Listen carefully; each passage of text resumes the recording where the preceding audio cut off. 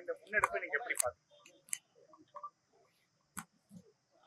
இவ்வளவு நாள் உங்களுடன் ஸ்டாலின் சரி, இவ்வளவு நாள் அவர் யாரோட இருந்தார்? இந்த கேள்விக்கு பதில் யார்கிட்ட இருக்கு? உங்ககிட்ட இருக்கா? கேள்வி எழுப்பின தம்பிட்டு இருக்கா? நீங்களே பாக்குறீங்க, இந்த சாலையில் வரும்போது பார்த்திருப்பீங்க, வீடு தேடி அரசு என்று ஒரு பாரவுந்துல தமிழ்நாடு அரசு முத்திரையே போட்டு அது ஒவ்வொரு வீடு தேடி போகுது. எது போகுது? வீடு தேடி அரசு. இவள் நாள் அரசு யாரை தேடி போச்சு? ஓரணியில் திரள்வோம். எதுக்கு? கூடி கொள்ளையடிக்க, கூடி கொலை செய்ய, கூடி கற்பழிக்க. அதுக்கு தானே. வேற எதுக்கு? கூடி குடிக்க. வேற எதற்காக இந்த ஓரணியில் திரள்வோம்? ஓரணியில் எப்ப திரள்விய? தேர்தலுக்கு 6 மாசம் இருக்கும்போது. அதுக்கு முன்னாடி என்ன பண்ணுவீங்க? என்ன பண்ணுவீங்க? என்ன பண்ணீங்க? நீங்க முதல்ல சொல்லுங்க. மொழி காக்கன்னு போட்டிருக்கீங்க. பக்கத்துல திராவிட பேரொழின்னு எங்க பாட்டனார் அயோத்திதாசருக்கு ஒரு மண்டபம் கட்டிட்டு, சரி சொல்லிட்டு போங்க திராவிட பேரொழி என்று. இவர் திராவிட பேரொழின்னா ராமசாமி ஐயா வந்து திராவிட இருட்டா? அவர் என்ன? சரி, திராவிட பேரொழி எப்படி எழுதியிருக்குன்னு பாருங்க. திராவிட பேரொழி, அது படிங்கள. அங்க ஒற்றெழுத்து இல்ல. ஏன் இப்ப இல்ல? திராவிட பேரொழியா திராவிட பேரொழியா? அது என்னது? அது அரசு எழுதுது பாருங்க.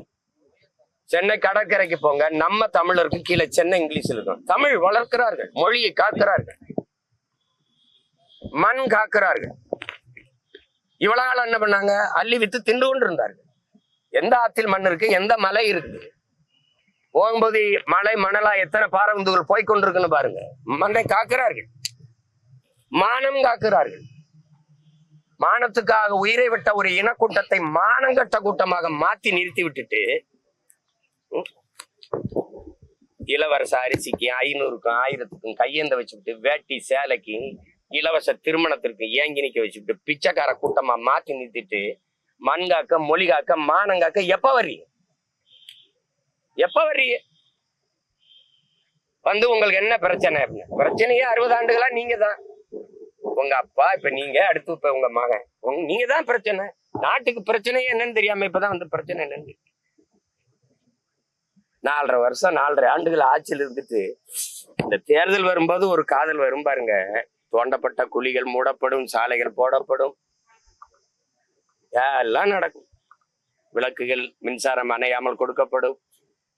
இதுதான் என் உடன் பிறந்தார்களே தேர்தல் அரசியல், கட்சி அரசு. என்றைக்கு இது இரண்டையும் கடந்து மக்கள் அரசியல் இந்த மண்ணில் மலருதோ, அன்னைக்குத்தான் மகத்தான தலைவன் காமராஜரின் ஆட்சி இந்த மண்ணில் மலரும். இல்லைன்னா அது மலராது. சும்மா இவங்க காலங்காலமா இந்த ஏமாற்று பாருங்க. நீ பிஜேபி வந்துடும். பிஜேபின்னு ஒண்ணு இல்லைன்னா திமுக செத்து 20 வருஷம். திமுகங்கிற கட்சி அழிஞ்சு 20 வருஷம் ஆயிருக்கு. யாராவது மறுக்க சொல்லுங்க. திமுகவை பதவியில் அமர்த்தினது ஐயா ஸ்டாலினா ஐயா மோடியா? யாராவது மனச்சான்று இருக்கிற நெஞ்ச வச்சு சொல்லு. திமுக கட்சி உழைச்சு வந்துச்சா? பாரதிய ஜனதா வெள்ள வச்சிருக்கா? பாரதிய ஜனதா வந்துரும். குடுகுடுப்பக்கார மாதிரி ஊரோட அடிச்சு கத்துனது யாரு? இன்னும் 15 வருஷமா கத்துனா 3வது முறையும் வந்துட்டோம்ல. இப்பவும் பிஜேபி வளர விடக்கூடாது. பிஜேபி வளர விடக்கூடாது. அது எங்க வளருது?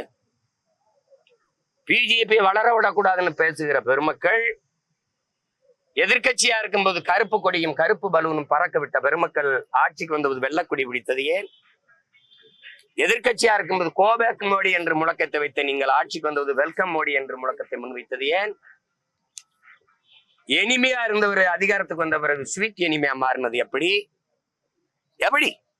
அமலாக்கத்துறை சோதனை வந்தது, அது அமுக்குன மாதிரியே அமுல் ஆக்கமாயிருச்சு. எப்படி? அமைதியாயிருச்சு. எப்படி? வந்தார்கள், சோதித்தார்கள். சரி, என்ன நடந்தது? யாருக்காவது சொல்லுங்க. நீங்க எல்லாம் சொல்லுங்க. நேர்மையான ஊடகங்கள் நெஞ்ச தொட்டு ஏதாவது பேசுங்க. எங்கது?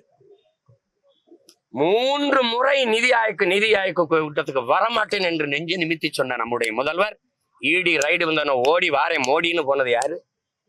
அங்க போய் கையை பிடிச்சுக்கிட்டு கெஞ்சிக்கிட்டு கெஞ்சி நீங்கள் இந்த அமலாக்கத்துறை அந்த சோதனையை மூடுனீங்களா? இல்ல எதிர்த்து நின்று போரிட்டு முன்னீங்களா? இப்படி ஒரு கேடுகட்ட அரசியல் கட்டமைப்பை இந்த திராவிட கட்சிகளை தவிர எவன் செய்வான்? எவன் செய்வான்? இந்த நாட்டுல எல்லாம் பெண்ணிய உரிமை பேசும், எல்லாம் பேசும். எனக்கு எதிராக மாதர் சங்கம்லாம் போய் மண்டிட்டு மனு கொடுக்கும், முறையிடும், எழுத்து போராடும், எல்லாம் பண்ணும்.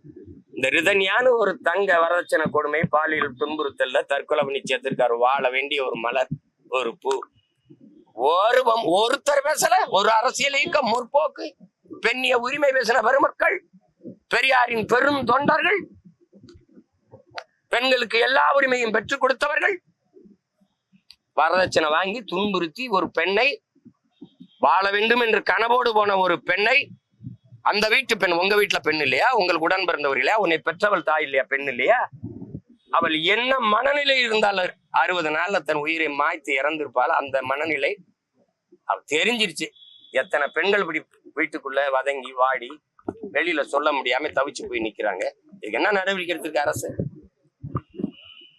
என்ன நடவடிக்கை எடுத்திருக்கு? அதுக்காக பேசிய மாதர் சங்கங்கள், மகளிர் அமைப்புகள், மனித உரிமை ஆர்வலர்கள், முற்போக்கு சிந்தனையாளர்கள், எழுத்தாளர்கள், பெண்ணியவாதிகள்லாம் எங்கே படுத்திருக்கிறீங்க? கொக்கைன் கஞ்சாதும் போட்டு படுத்திக்கல என்ன? இல்ல டாஸ்மார்க்ல சரக்கு கட்சி படுத்திக்கல என்ன? உங்க பிரச்சனை. தேவைன்னா வாய் திறப்பிய, தேவையில்லைன்னா வாய் திறக்க மாட்டீங்க. மனித உரிமை ஆர்வலர்கள்லாம் எங்க? எதிர்கட்சியா இருக்கும்போது ஜெயராஜ் பெனிக்ஸுக்கு ஏறி குளித்த நீங்கள் தம்பி அஜித்குமார் மரணத்துக்கு அமைதியா படுத்தது என்ன? வாய்க்குள்ள செவிக்கால போட்டு ஓட்டிக்கிட்டு படுத்தது என்ன? ஏன் எல்லாம் தொடச்சேரியிற காலம் வரும். என் தாத்தனுக்கு நான் மரியாதை இருந்த கதை போட்டு நான் யோசிக்க போயவன். எவன் இந்த கதவை போட்டுனவன்? கேட்டா மேலிட உத்தரவு. யாரா அந்த மேலிடம்? எவன்டா அந்த மேலிடம்? எவன் மேலிடம்? காமராஜருக்கு இங்க இருக்கிற கூட்டத்துக்கும் சம்பந்தம் இருக்கு. கதவை போட்டுறான்னு சொன்ன மேலிடத்துக்கு அவருக்கு என்னடா சம்பந்தம் இருக்கு? யாரா நீ? அந்த கதை வழி வந்து எனக்கு வணக்கம் செலுத்த வைக்கிற நிலைமைக்கு கொண்டு வந்தவன் யாரு? யாரு? இந்த திராவிடங்க எப்படி ஆட்சி செய்வாங்க பாரு. தீரன் சின்னமலையா 2 கவுண்டர் அமைச்சர் அனுப்புறேன். தெய்வ திருமகன் தாத்தா முத்துராமலிங்க தேவருக்கா 2 தேவர் அமைச்சர் அனுப்புறேன். இமானுவேல் சேரனுக்கா தேவேந்திர 2 தலைவர் அனுப்புறேன். அழகுமுத்து போன் நம்ம பாட்டனுக்கா 2 போனாரில் 2 பேர் அனுப்புறேன். தாத்தா காமராஜருக்கா எவனாவது 2 பேர் இந்த நாடார்ல இருந்தானா அனுப்புறேன். ஆனா அவங்க அப்பையும் சமாதிக்கு மொத்த பேரையும் கூட்டிகிட்டு போறது. இதாண்டா திராவிடம். இதான் திராவிடம். இந்த மண்ணின் தலைவர்களை, எங்க முன்னோர்களை, எங்கள் அடையாளங்களை சாதியாக பிளந்து கூறுதள்ளி விட்டுட்டு, எங்க தாத்தா காகிதம் இல்லத்தா அங்க 2 இஸ்லாமிய பெரியவர்களை தலைவர்களை அனுப்புறது. ஆனா இவங்க சமாதிக்கு எல்லாரும் போகணும். எல்லாரும் போய் கூடி கும்மி அடிக்கணும், வணங்கணும். உங்களை எல்லாம் உங்களை ஒழிக்கிறதுக்கான காலம் வருது. என்ன ரொம்ப நாளா இருக்குது? 6 மாசம் தானே. ஆடி பாத்துருவோம். ஆடி பாத்துருவோம். யாரு ஆட்டம் சிறப்பா இருக்குன்னு ஒரு தடவை பாத்துருவோம். தாத்தா அவன் புகழை போட்டுற நாள்ல இருந்து சொல்றவன் பிறந்த நாள்ல இருந்து பாப்போம். உண்மையிலேயே நல்ல ஆட்சியை, நல்ல அரசை இந்த மக்கள் விரும்பினாங்கன்னா என்ன நடக்கும்னு தெரியும்ல? பாத்துருவோம். வேற எதுவும் கேள்வி இருக்கா?